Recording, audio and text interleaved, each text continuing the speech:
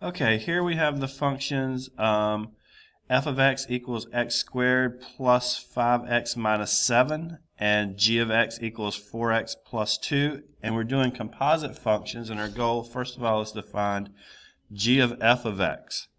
So we will take g and write it down, but we'll leave a placeholder for the x, so we'll have 4 times that placeholder plus 2, and in that placeholder we're going to put f. So in this case, f is an input for g. So it'll be 4 times the quantity x squared plus 5x minus 7, and it'll be plus 2. So then if we combine all that and multiply it out, we'll have 4x squared plus 20x minus 28 plus 2.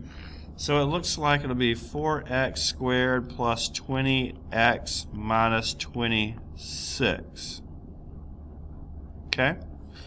And then we're going to find g of f of 2, so we're going to take the function we just found and plug 2 in it. So it'll be 4 times 2 squared plus 20 times 2 minus 26. So let's do a calculator here.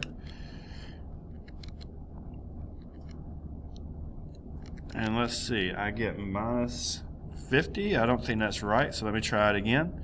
16 plus 40 minus 26. 30. I get 30.